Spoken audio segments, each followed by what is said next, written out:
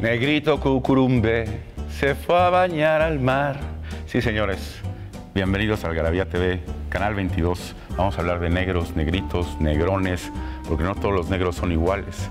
Hay unos más negros que la conciencia de Victoria García Yoli. No, bueno, y hay unos negros que nadie conoce y que quedan atrás de quien es conocido, y ahorita vamos a saber de qué tipo de negritos estamos hablando, porque no estamos hablando de los que se van a bañar al mar, sino de unos que escriben y les gusta su oficio. Exactamente, no se lo pierdan porque tenemos un gran invitado, no se muevan de ahí. Va a estar padrísimo.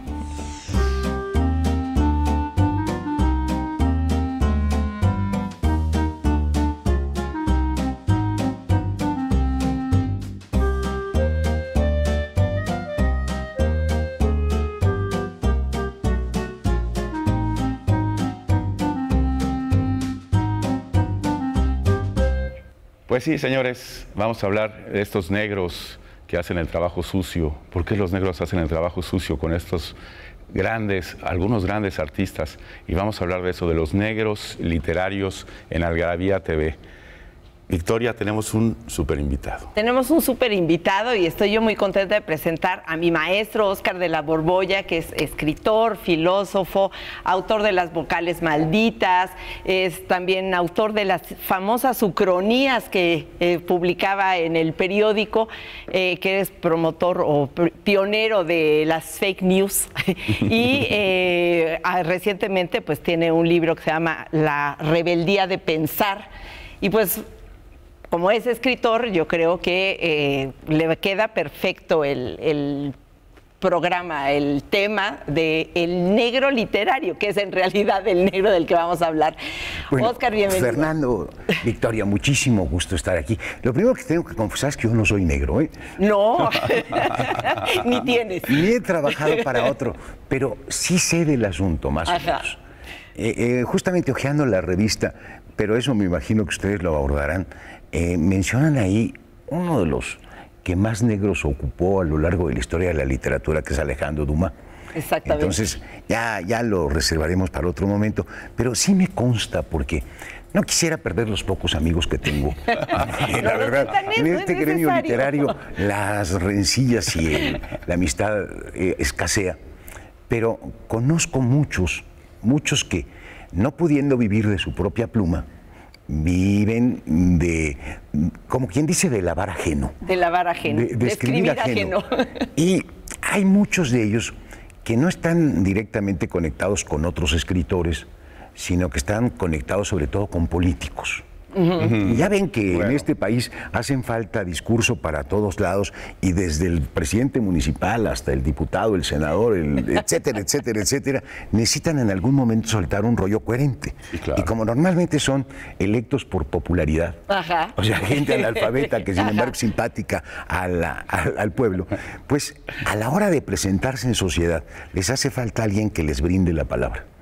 Claro. De estos hay a pasto. Bueno, y todos los famosillos que escriben sus biografías también, eso suele necesitar un negro. Mira, ¿no? Había uno muy famoso que contrataba negros, pero los dejaba en la intemperie. Me refiero a Salvador Dalí. Ajá. Muchas de las autobiografías de Salvador Dalí son realmente biografías, pero les ponen autobiografías. Pues se las dictan básicamente, sí, o les van contando y van... Pero hay otros que definitivamente, como dicen por ahí, ¿cómo es posible que no hayan leído 3 libros y sin embargo hayan escrito uno? Escrito uno. No, eso sí ya es el colmo. No se acuerda del título ni del que escribió. Ya cuando tienes más títulos publicados que libros que has leído. Ajá, sí, que libros que has leído, sí, pero sí. Imagínate que en su lista no pudo decir el que escribió. No, está muy bien. De hecho, bueno, queríamos decirle al público que el negro literario, justamente le dice negro porque todo empezó con Alejandro Dumas, que mencionaste. Alejandro Dumas, el gran escritor, publicaba semanalmente un capítulo de una novela en un periódico. Se tenía que coleccionar para hacer porque la gente sí, luego cosía su propio libro, los mandaba a encuadernar. Como muchos en esa época, Como muchos en esa época. Y entonces era una fabriquita, él tenía una industria. Y el artículo de Algarabía empieza con una anécdota muy bonita, porque su negro principal, él tenía un ejército de negros que hacían todo muy especializado los textos, había uno principal, él les contaba la historia, el negro más o menos esbozaba, y luego había especialistas en diálogos amorosos, en diálogos de peleas, en descripciones de paisajes, etcétera. Y después, bueno, la anécdota es que se muere uno de estos principales, de uno de los que más le ayudaba, va al entierro y se encuentra a un chavo que no conocía, desconsolado, llore y llore, se acerca un poco a consolarlo y se entera que está llorando desconsolado porque se ha quedado sin trabajo, porque este negro tenía su propio negro. Y era un negrito. Ajá, y les dicen negros. Ajá, y les dicen negro porque Alejandro Dumas era mezclado de raza negra también, y entonces por eso era Alejandro Dumas y sus negros, es decir, sus iguales que le escribían todos los libros. Entonces todos los libros eran en equipo y hubo juicios y eso, y bueno, pues de ahí viene que les digan a todos los que escriben por otro, escriben ajeno, como dijo Oscar, que les dicen el negro literario. Negro. Ajá. O el fantasma, ¿verdad? O el fantasma también, el ghostwriter. Exacto, en inglés, ¿no? En inglés, sí. El escritor fantasma. Que hay una muy buena película con el que salía de James Bond, ¿cómo se llama? ¿Roger Moore? No, posterior. Sí, la vi. Muy buena, que él es un político y él es el escritor fantasma, el principal. Muy buena. Ahorita, si recuerdo, les digo el título. Pero una cosa es ser negro literario para escribir un discurso político, como decías, Oscar. Otro, para que te cuenten una biografía y tú escribas, porque pues, no todo el mundo tiene la capacidad de escribir. O que de plano ya estés escribiendo la novela a nombre de otro, ¿no? Pues mira, sucede una cosa importante. Cuando alguien adquiere cierto prestigio, y no importa el género en el que trabaje, lo mismo puede ser un médico, porque los médicos, con la bola de ayudantes, no sé si han visto que en los consultorios de los muy afamados hay 20 puertas dentro de un pasillo, dentro del consultorio. Sí. Y entonces va brincando y brincando y brincando para saludar a 20 pacientes de manera simultánea, y mientras lo atienden a uno los ayudantes. Así es. Yo espero que a la hora de la operación sea el mero doctor, sea el mero y no uno de sus negros.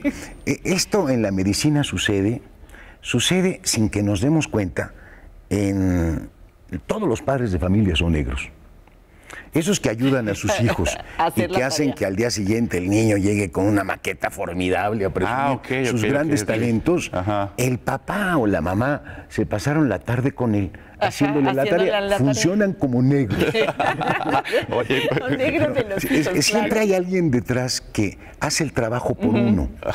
Ahora, en el caso de la literatura, nosotros vivimos como en una especie de mundo de ficción, un mundo idealizado, donde tenemos muy encumbrados el valor de la autenticidad, de la individualidad. Y si uno penetra en cualquier mundo, se da cuenta que no es como parece, que el escritor que firma no necesariamente es el escritor que lo escribe, que hay detrás de él un equipo. Lo mismo sucede en el campo de la ciencia. Uno pensaría que la cara que da el científico, hay detrás todo un equipo que elabora para que éste pueda presentarse. Claro. Yo no creo que ningún premio Nobel, ahora que son tan complicados los estudios y los conocimientos, ningún premio Nobel sea él solito quien lo hizo.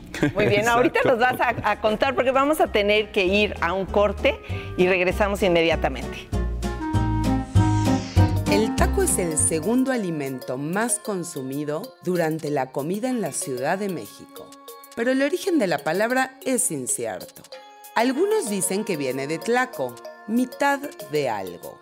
Otros términos del náhuatl, registrados por Fray Bernardino de Sahagún, son cuautacuali, tortillas blancas, grandes y rugosas, destinadas a las comidas de reyes. Tlacualistli, acción de comer, comida. Tlacualispan, hora de comer, durante la comida. Tlacuali, plato, manjar, vianda, todo cuanto se come.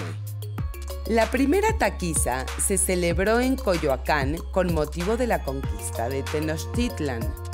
Dentro de los tacos más célebres están los de canasta. Los tacos al pastor con carne de cerdo marinada en una salsa y asada a las brasas en un trompo.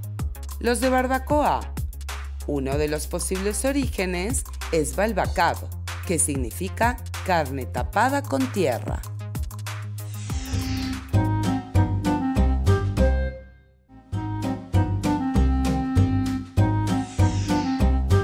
Pues estamos aquí de regreso ya con Óscar de la Borbolla y hablando del negro literario.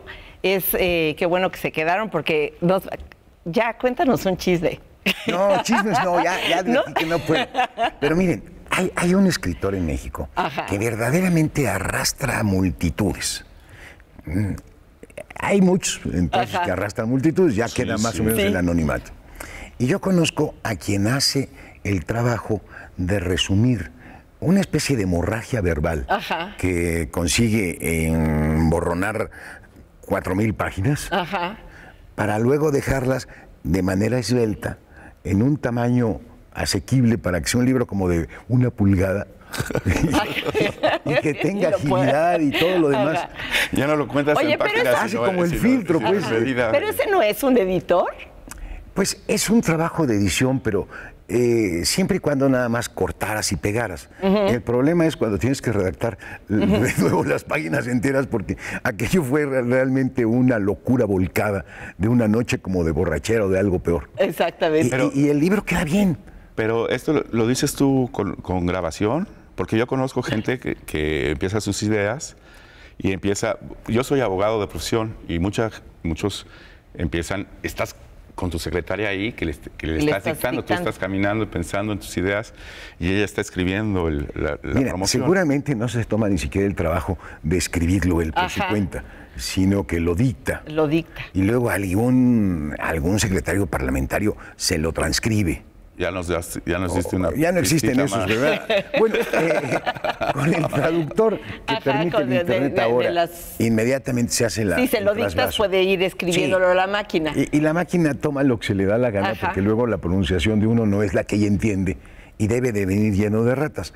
Y finalmente este amigo, pues vive más o menos de forma desahogada, escribiendo también sus propios libros porque le encanta escribir.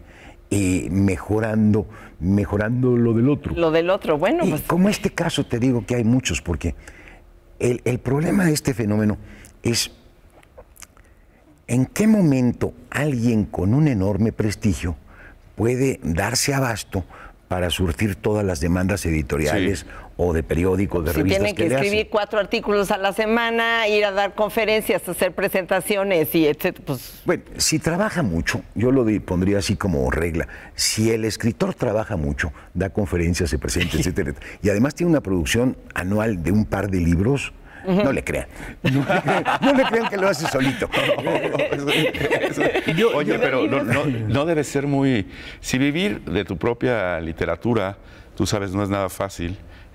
Hay que dar clases, etcétera. Vivir como negro de otro, pues no debe ser muy bien pagado, ¿no? Pues depende de quién seas negro.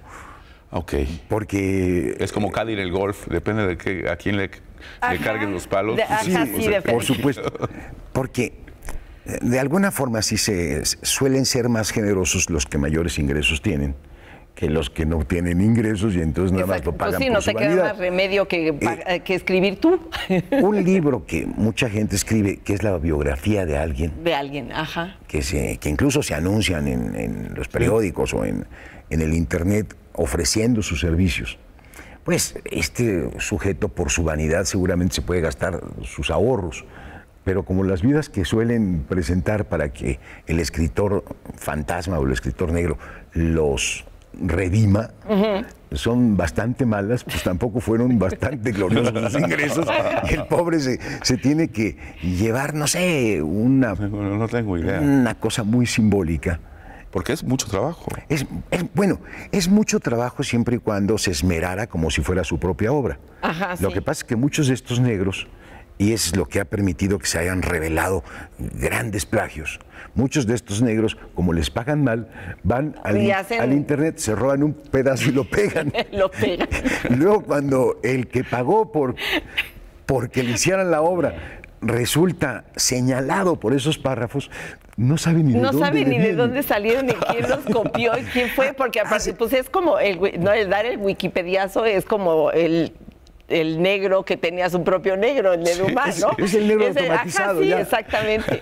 Oye, pero ¿sabes qué estabas hablando hace ratito que estabas hablando de pues los doctores que tienen sus ayudantes y que no todo lo ejecutan? Me estaba acordando que en el Renacimiento, en los talleres de pintura, por ejemplo, Leonardo da Vinci trabajaba en el taller del Verrocchio, de Andrea del Verrocchio, y él mismo, los ayudantes hacían todo, porque había tanta demanda de cuadros, porque era toda una industria que estaba Roma y las catedrales construyéndose en ese momento, que Andrea del Verrocchio no le daba tiempo. Entonces los ayudantes pintaban pedazos y hay cuadros que se atribuyen por ejemplo, hay un cuadro que se atribuye a los dos, tanto a Verrocchio como a Leonardo da Vinci. ¿Lo publicaste alguna vez? Ajá, ¿no? Sí, y es porque se nota muy evidentemente Verrocchio pintaba al temple y Leonardo da Vinci su parte la hizo con óleo, ¿no? Entonces, pero fíjate que en pintura hay casos extraordinarios y además recientes. Me refiero a Siqueiros. La escuela de Siqueiros, claro, los talleres de Siqueiros, que de alguna manera financiaron la construcción de lo que ahora es el World Trade Center, el famoso Poliforum.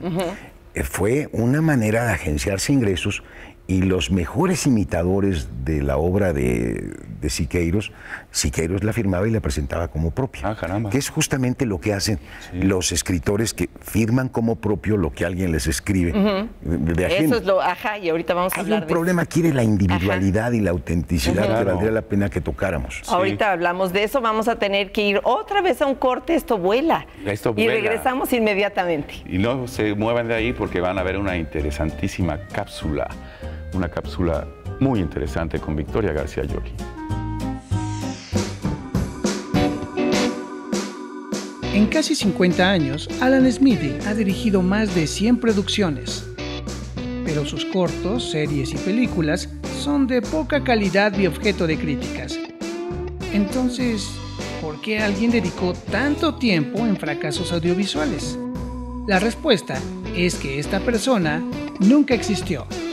Alan Smithy es un seudónimo creado para firmar producciones de malos resultados.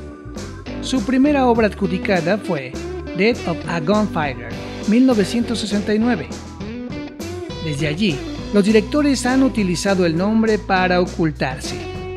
Si la película es mala, el seudónimo aparece para salvar su reputación.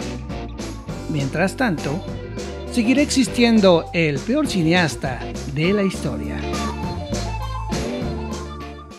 Y hablando de falsedades y cosas truculentas, les cuento que en 2014 fueron detenidos los hermanos José Carlos y Jesús Ángel Bergantiños Díaz por haber vendido en los años 80 obras que supuestamente eran de Jackson Pollock o de Mark Rothko o Willem de Kooning, entre otros grandes de la pintura, a dos galerías de Nueva York, nada menos que por 22 millones de euros. Y esas pinturas en realidad eran pintadas por un pintor chino llamado Pei Shenqian. ¿Qué les parece? Vamos a un corte y regresamos.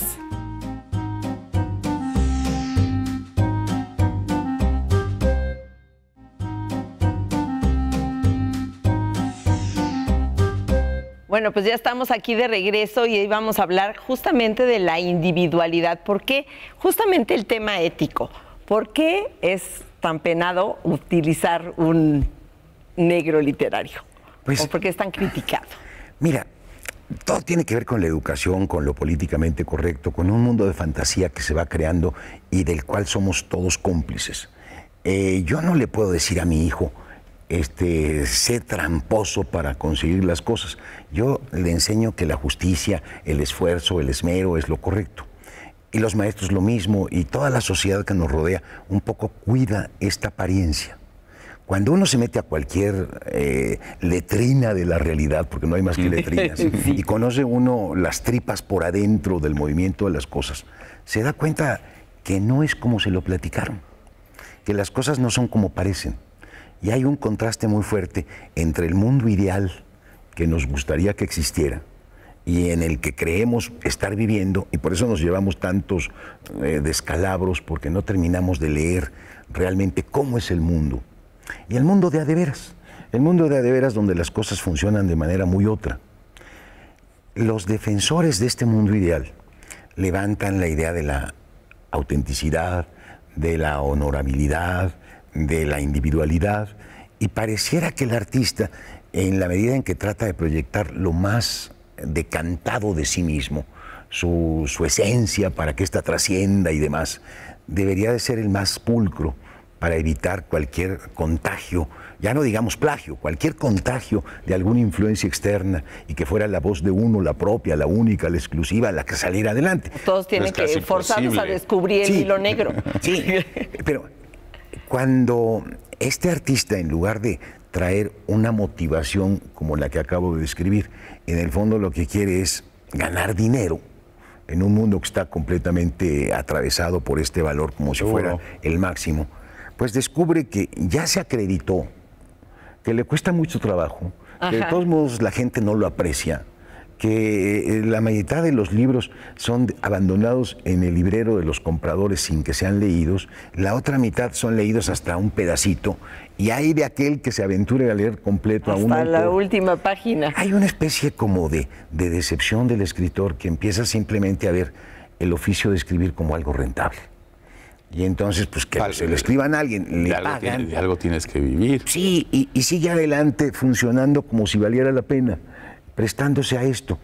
Yo creo que es un problema que tiene que ver con en qué mundo vivimos. Si queremos afianzarnos al mundo de los ideales, a lo que debería de ser, uno pues se mete en un camino de martirologio, pero al final se siente uno muy satisfecho con uno mismo. Y en cambio, muchos han caído en la trampa simplemente de seguir ganando dinero, y vaya que si lo consiguen. Sí, estos que cada año sacan un bestseller, y además el bestseller puede ser repetición del anterior. Sí. Pues sí, porque nada le cambian los nombres. Ni siquiera se da cuenta, nada le cambian los nombres, cambia de ciudad, pero es exactamente lo mismo. Entonces hay una intriga que un hombre y una mujer descubren y terminan enamorados. Sí. ¿Cuántos hemos conocido que vamos cada año en la FIL que se forman largas filas de horas para personajes que yo no sabía que existían, y que de repente sé que tienen un libro que se llama, no sé, El corazón de algo, no sé. Es que mira, parte de la lectura, o parte de los lectores, obedecen así como el perro pavloviano. Sí. Estaba condicionado a secretar saliva. La mercadotecnia se ha vuelto una ciencia verdaderamente manipuladora de los intereses de la gente. Y justamente los que alcanzan un nombre que ya tiene, digamos, marca, atraen lo que sea. Y hay muchos libros que se escriben así como Frankensteins. Préstame tu nombre, préstame tu imagen, préstame tu párrafo. Tu idea. O sea, lo que se llama el trabajo editorial, libros de editorial, de pronto tienen un impacto de millones de ejemplares que la gente compra y que seguramente ni siquiera lee. Porque además hay una trampa en todo esto. Yo hago como que te escribo un libro, tú haces como que me lo compras, yo hago como que lo leí. Y me lo firmas. Y es simplemente un souvenir. Es simplemente un souvenir. Y no se da la película y todo el mundo va a comprar un libro porque la película le fascinó. Le fascinó. Y muchas veces empezó al revés. Primero empezó por el libro y luego fue película, y entonces... Esos son casos afortunados, en los que el éxito del libro hace que algún miembro de la industria cinematográfica se interese por seguir drenándole dinero a esto. Por ejemplo, el éxito de Rowling, de Harry Potter, es de veras un éxito auténtico. Logró encontrar un embone con los adolescentes, casi crea un nuevo aliento para la literatura. Y ya luego vinieron las películas. Y ya Y luego la rebeldía de pensar. Pero a ver, yo quiero que nos digas algo rápido de la rebeldía de pensar, porque nos queda como 3 minutos. La rebeldía de pensar se parece un poco a lo que he dicho. Ajá. Un poco señalar las cosas para subvertirlas. La rebeldía de pensar es mi último libro, lo acabo de publicar en el Fondo de Cultura Económica. Ajá. Estoy contentísimo porque ya en unos tengo. cuantos meses... A mí me hicieron colas como la que tú describes. Ajá. Ya se vendió la primera edición y ya está la segunda circulando. Qué bueno. ¿Y cuánto le vas a dar a tu negro? Mira, cuando lo leas te vas a dar cuenta que no te va a haber un negro ahí. Porque un planteamiento tan loco como ese no es común. Es totalmente. Oye, Óscar de la Borbolla. Muchísimas gracias por haber estado aquí con nosotros. Victoria, Fernando, muchas gracias por invitarme. Qué bueno, un honor tenerte. Y mucha suerte con esta revista que la leo desde hace muchísimos años y cada número es un acierto y cada número me enseña algo y me resulta entretenidísima. De verdad, muchas felicidades por este proyecto.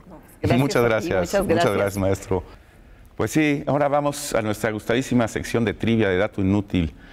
Ha causado sensación llevamos un programa, pero es una sensación. Para formar los balones que se usan en la NFL se necesita piel. Pues fíjense que se necesita el cuero de 400 vacas al año para poder formar estos balones ovoides de la fútbol americano de los Gringos. Gracias por habernos visto, gracias. Gracias, nos vemos gracias a todos por vernos. No se pierdan la próxima Algarabía TV.